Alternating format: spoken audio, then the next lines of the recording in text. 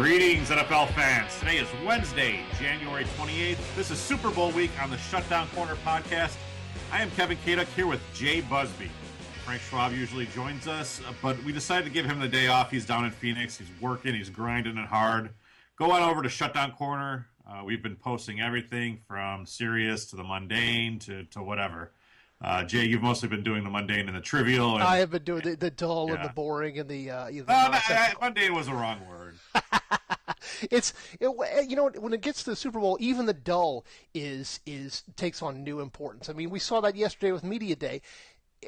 Everyone is desperately looking for that one little angle. So I did a little post or a little bit on Rob Gronkowski singing a Katy Perry song, and all of a sudden, I mean, because we're so desperate for anything that we're just jumping on any little morsel we can find. Let's pause right now so you can drop that soundbite into the.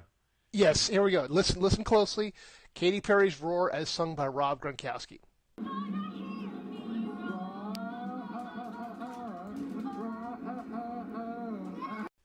Okay, now here's me doing Rob Gronkowski doing Katy Perry. Sounds not unlike your car trying to start up in one of those Chicago winters there. We Polish men have great singing voice, world renowned. Exactly, Polish tenors. It's a noted opera subgenre. Yeah. But hey, we've had a lot of good gristle on Shutdown Corner. I'm proud of it. You and I have done the Super Bowl debates. We've done 3 of them so far. We have another 2. Well, we've done 5 of them so far. Right. We did 2 last week, 3 this week. We got another 2. They're a lot of fun. Go ahead and check them out. Hashtag SB Arguments on Twitter. We've done everything from best venue to worst halftime show to who's better, Tom Brady or Joe Montana. Yeah, we've got with the best and worst Super Bowl ads. Yeah, it's funny, we got a little bit of pushback on that halftime show when people were not thrilled that we picked Janet Jackson, spoiler, as one of our worst shows. Well, the thing is, that was a really good show until the fallout. Right. Like, if you go on YouTube and look up Janet Jackson and Justin Timberlake, it's great. Like, it's a good performance. Janet Jackson still sort of got it. Justin Timberlake is, like, right on that cusp of being a big star. His solo career, he's untethered from Joey Fatone and Lance Bass and all those guys. It was good. It was really, really good. And then I'm with you. And then the wardrobe malfunction. And so it wasn't so much about the halftime show. It was everything that resulted. It's the fact that there are still people in this country who are absolutely horrified at the sight of an uncovered breast. And yes. That just said, people thought that was the end of society as we know it. And that's why I said it was the worst halftime show, because of all of that happened. If not, I would probably go Black Eyed Peas, just because I generally abhor them. There was some really there's a lot of bad collaborations. Wasn't there one down in Atlanta where it was like Travis Tritt? Yeah, it was like some country music. Well, that's what the Orange Bowl does every year. People gave us a bit of grief for not criticizing the early ones when they had like high school bands and things like that. But you sort of feel bad about busting on a high school band for being a bad halftime show when the Super Bowl was still watched by only about 500,000 people. And then Up With People has such a pop cultural cachet. You can't slam Up With People. Exactly. It's a shorthand for all the promise of the 80s that got crumpled into the trash bin of the 90s. It's a good way to put it. Anyway, yesterday was Media Day. Frank and Eric and everyone else was out there. We were watching and live blogging from TV.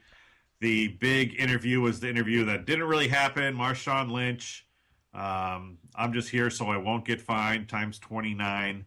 I got done with that. I jumped into my car, and every sports talk radio station was talking about Marshawn Lynch not talking, which, if you remember correctly, was the exact same storyline coming out of last year's Seahawks Media Day. Right. So it's like history repeating itself. Yeah, he was wrapped up in a raincoat and sunglasses and looking like a guy who was trying very hard not to be conspicuous and yet was much more conspicuous. The NFL just, this is not a story about Marshawn Lynch versus the media. The media doesn't care.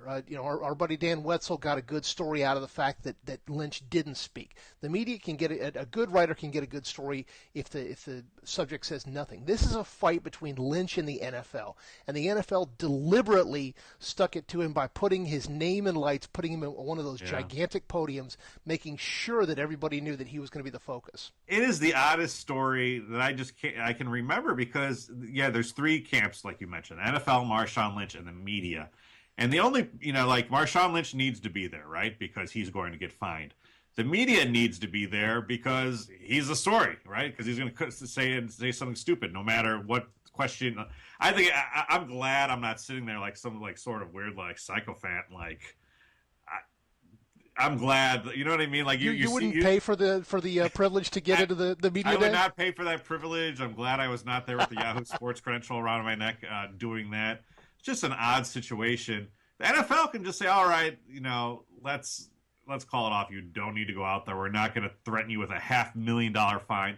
I'll actually tell you this. I am shocked and surprised that they didn't fine him after that, because not so much of what he did, but if they fined him, it would take all the attention away from Deflategate. Yeah, that's a good point. It would completely take the Patriots off the hook, and all of a sudden, but it would make the NFL look ridiculous. I think that maybe they're trying to weigh. We don't want to have that now. Exactly. That'd be a first time for that. Yeah, fair point. Yeah, that's true. When have we seen that in the last 48 hours? But yeah, he did. I'm wondering if they're going to figure some way to fine him anyway, because I thought that he was supposed to participate in media day, and I guess by the actual letter of the law, he did participate. It's like getting a first down by one chain link. He did that. It's such a weird situation, because I look at Marshawn Lynch. It's like, come on, man, grow up. Like you say, oh, everyone, twist your words, this and that. You don't give any examples of when that happened or when you've been wronged so much. Is it really that bad to sit up there and spout cliches? I mean, yeah, it probably is, but I don't know. Like, you're grown adults. Like, I just didn't seem like that was, and I don't want to be here like Mr. Tis sports writer, although that's what I sound like. But you're an adult, you know what I mean? I'm just like thinking, right now I'm just like acting like my mother or father. It's part of your job, it is. And anybody that thinks, hey, it's, the NFL, they don't have to be there for the media, they don't have to answer, they're just there to play football. No, if they wanted to do that, they could go and play football out in the yard. If they want to get paid checks with all those zeros, there's a contract involved, and there's not just a physical contract, but there's an obligation involved to that. So yeah, I mean, I'm with you on that completely. Well, Dan Wetzel's thesis was that this is a genius marketing move by Marshawn Lynch. He's created this character, the beast mode, the guy who only talks when it's beneficial to him, and good for him. He's making money from Skittles and Progressive Insurance. But it's just still so weird. I don't know. The NFL Network was acting as apologists for him basically yesterday, or some commentators were saying, if you really knew the real Marshawn Lynch, if you go out to one of his charity events and then you talk to him there, well, it's nice that he needs the media then, but he doesn't need the media when the media wants him. It's a trade-off that you can't justify. Well, it's like the one line about Bobby Knight. It's like, oh, you have to know him, and he's a great guy. It's like, well, being a part of a great guy is being a great guy to people that don't know you as well, right? Exactly. So, I don't know. I'll tell you the one thing that does really irk me about the whole situation is this one tweet that went around blaming the media for being so self-righteous, and it was like 4 pictures: the fat guy in the barrel, the superhero. Those people are not media, all right? Like, that person does not work for Yahoo Sports, does not work for USA Today, the New York Times, the Wall Street Journal. These people are clowns. Like, that's just a stupid representation. And yeah, there are a lot of Twitter people, a lot of the sacrosanct people that just want to get up there and bash media. And I'm glad you feel so great when you retweet that. I hope you feel better about yourselves. Give me an effing break. I agree. We tried really hard to get Frank in the barrel, but he wouldn't go for it. Yeah, maybe next year. Exactly. It's the circus. It's all about the circus, and the problem.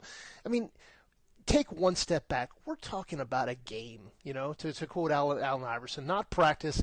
This is not a game. This is. Let me start that one over. God, I backed myself into a corner with that one. Brilliant eloquence. Anyway, I'll leave that all in there to demonstrate.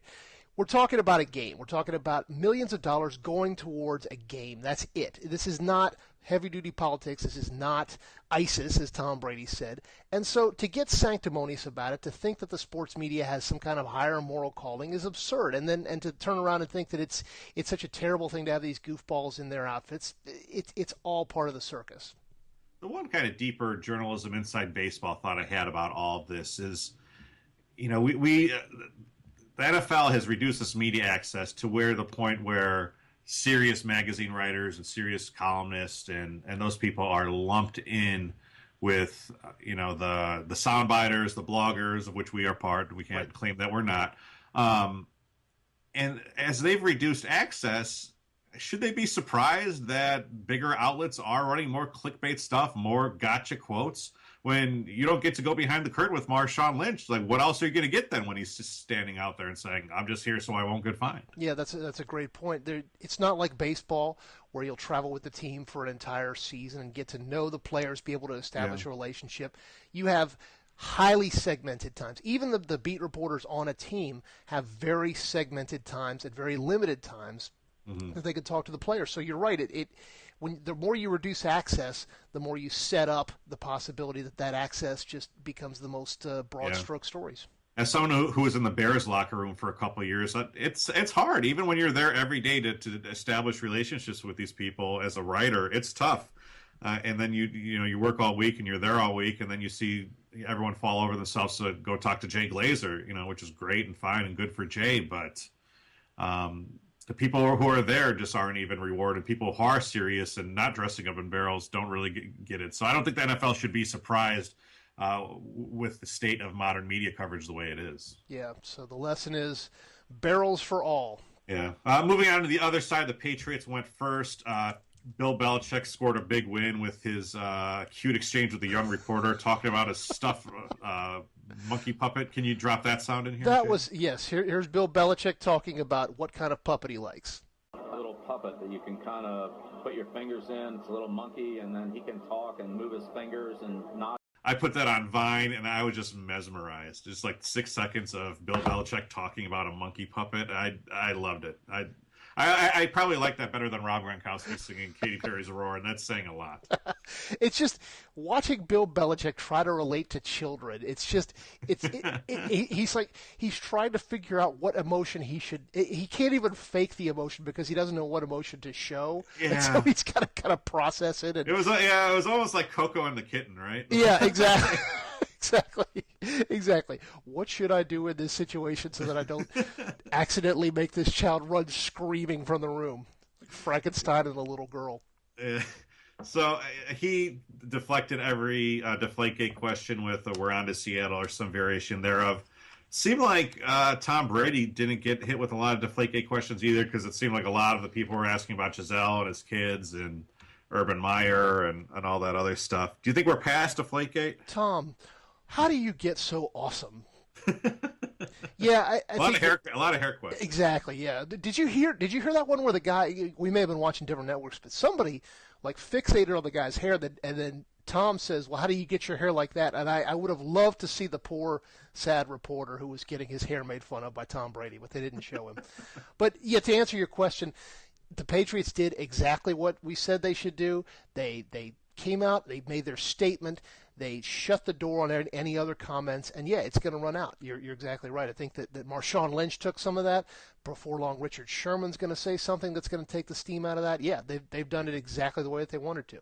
Well, that's the kind of secret that most people don't know is Media Day was yesterday, but there's a media availability today. There's a media availability tomorrow, and a media availability on Friday, and they're all an hour long. They're just kind of cut out some of the MTV reporters and Nickelodeon, and it's more of the regular beat corps, so to speak. But these people are far from done talking. Yes. What are the odds that Richard Sherman says something that gets him in trouble? I don't know. I almost think that he's past saying stuff that gets him in trouble. I would agree with you on that. I think that he's going to say he's something. almost like Charles Barkley territory. Well, that's what I was going to say. I said that on the radio this morning, that he's edging towards that Barkley. Whatever he says, you've got to take it with a grain of salt because it's him. And I think he wants to perhaps edge toward that Muhammad Ali territory where he's using this kind of outrage to speak to a larger truth, but he's not quite there yet. Yeah, I'm looking forward. I know he's got a lot of playing career left. I'm looking forward to that one day when he's finally in the booth, because he's Deion. Probably not as good of a player as Deion was. I mean, Deion was the best cover corner of all time. Yeah, but Richard Sherman's getting in the conversation of the next echelon. But but he's got the words to back it up. I mean, you watched Deion Sanders yesterday, glad hand everyone, and just act like he. There was one part where he went up to Darrelle Revis and said, "Who's the best cover corner of all time?" And Revis said, "You are." And Deion's like, "That's a great answer." And you know what? I don't dislike Deion as much as maybe other people do. I dislike watching Ray Lewis more. But I'd much rather have the flash backed up by Richard Sherman's substance. Right. Yeah, Deion was a master of the "does it feel good to be here at the Super Bowl" type question. No, man, I wish I'd gotten to start on my off season earlier. I got my back 40 to mow. I just would rather not be playing this week. Exactly. So, Willie McGinnis, not that good either. Yeah. I mean, it's fun to see these guys back again, and obviously we could take a more serious approach to it, that it's good that these guys can stay in the game, because as we've seen, if a player leaves the game and doesn't have anything to do, that there can be all kinds of tragic results that come of that. But by the same token, man, we don't maybe necessarily need them to carry the water for all of the NFL, every single question. Yeah, definitely. So, other thoughts from Media Day? What really kind of struck you? We touched on it briefly. Paying $28 to sit in the stands to look at this, to watch this. I mean, I guess if you're a fan, it's kind of an event to be there. But that's paying $30 to sit there and watch guys talk. I guess they broadcast some of it over the in-house PAs and things like that. But yeah, I guess they had a thing where you could actually get a headset and tune into any of the podiums, which is kind of cool. And it seemed like they had more television screens than in past years, so you could actually see like you were sitting right up there. I don't understand charging $28. I can't imagine being a father of 2 kids who's in town, and probably at that point, if you're going to the Super Bowl, he just all in. Shelling out $160 or whatever to get in the door and eat is probably not that big of a deal. Like it's either there or going to Red Robin or something. But have you ever been to one of these expos? Because they have the SEC one here, they had the Super Bowl one, the Final Four one that comes to the Georgia World Congress Center. Yeah, have you ever been I've been to a whole bunch of All-Star Fan Fest. Right. I've been to the Super Bowl one, which is pretty cool. You get to see the trophy. I've been to them. I think they're fun. I think if you're a kid, they're really great. The MLB All-Star one is awesome because they've got these batting cages and they have like video screens, and you pick who you want to pitch against, and then the ball flies out of it. Yeah, that's great stuff. So I'm sure like NFL is probably very similar. It's probably a lot of fun picture opportunities for kids. So like I wonder if you paid the $28 for this that got you entrance into that, like maybe that'd be a little bit more palatable, but I'm probably also guessing it doesn't. I'm just thinking, what the NFL equivalent would be if you pay money and you get Lawrence Taylor to hit you. You run at the little screen and then it just knocks you on your ass. It's actually Lawrence Taylor. Yeah, exactly. Lawrence Taylor himself comes out from behind the screen. Knocks you down. Yeah. It was, Media Day. It is what it is at this point, and that's a tired cliche, but it's true. You know that there's going to be the guys in barrels. You know that you're not going to get any kind of in-depth commentary for these guys. You're listening for something small to blow into a bigger story, but that's about it. I wonder what would happen if the regular writers and TV person said, we're just going to boycott this. We're going to get our stories out of Monday. We're going to get our stories out of Wednesday, Thursday, Friday, and we're just going to use that to kind of cover up the hole that we didn't cover on Tuesday. Yeah, the fear is always, as it always is. What are you going to miss? The fear of missing out, yeah. Everybody yesterday, for whatever reason, wanted to hear about those few minutes that Marshawn Lynch was on there, and if you weren't there, then you missed out. So. Well, also, as Frank has said, there's other opportunities. Everyone is there. No one's talking about the outside linebacker who's sitting out in the stands, but you might be able to get stuff. I think Eric got some good stuff from Josh McDaniels. Your new coach, Dan Quinn, presumably was there answering questions about the Falcons. So there are opportunities away from the craziness. If you're at home, you just rarely see them unless you're really plugged into some of these reporters. But if you do get a chance, go read Eric Edholm's exchange with Brian Stork, the Patriots offensive lineman. It was very awkward. But it kind of gives you a taste of what the Patriots are like and what Media Day is like. So. Right, and you wonder what it's like trying to be at one of these things. You think, I'd ask so much better questions, but then you get there, and it might not go as well as you want. Eric's story was a great example of that. Yeah, that too. And if you're around some of these podiums, you're sitting there and waiting, and meanwhile, Willie McGinnis or Deion Sanders or Marshall Faulk is coming up and interrupting you, and then Some overeager cameraman from Tallahassee asked 8 straight questions. It's a weird thing. Tom, can you look this way and say, I'm crazy for WBBL, please? Sure thing. Yeah, exactly. All right. Okay, cool. Well, we will be back tomorrow with Frank Schwab. Probably another 20-minute podcast. Then on Friday, we'll do a little bit longer one with Frank and Eric at home breaking down the game. So if you're looking for some more X's and O's that we've largely ignored in favor of Deflategate and Marshawn Lynch's silence, that is the one you'll want to tune in for. This has been the Shutdown Corner Podcast. I'm Kevin Kaduk with Jay Busbee. Thanks for tuning in, and we'll see you tomorrow.